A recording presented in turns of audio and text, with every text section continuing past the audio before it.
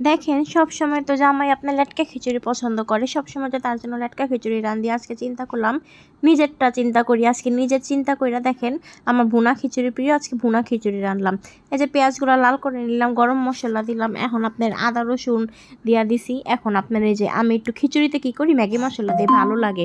এই যে দেখেন অল্প ধইনা গুঁড়া, তারপরে যে হলুদের গুঁড়া, এই যে মরিচের গুঁড়া এখন দিয়া এগুলো আমি এই যে একটা টমেটো দিয়া দিব, কারণ খিচুড়িতে টমেটোটা দিলে একটু মজা লাগে। অনেকে সস দেয়, আমি আপনার সসটা দিই না, কারণ সসটা ভালো লাগে না। তো এই যে চালের মধ্যে আমি আপনার মুসুরি ডাল, অল্প মুগের ডাল আর এই যে পোলাও চাল ধুয়ে রাখছিলাম।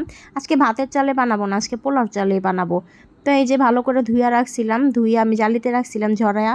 এখন আমি এই যে দিয়ে দিলাম, দিয়ে আমি ভালোভাবে চালটা ভাইজা নিব। আর লাটকা খিচুড়ি করলে তো আমি আগে পানি ফুটাই, তারপর আপনার চালটা দিই। কিন্তু ভুনা খিচুড়িতে তো আপনার পানির পরিমাণটা তো মাইপা দিতে হইব। আমি এখানে 3 পট চালের আপনার 6 পট পানি নেওয়ার, তো কিন্তু আমি 5 পট পানি নিছি।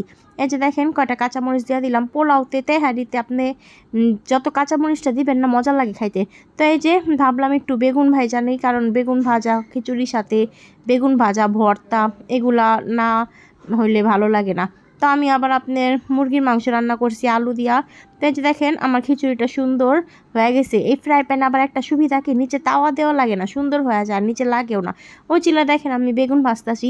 এই যে আমার খিচুড়িটা পুরো সুন্দর ঝরঝরা হয়েছে। পানির পরিমাণটাও সব সময় আমি এই যে মাপ মতো দিই, বললাম না আমি 1 পট কমে পানি দিই।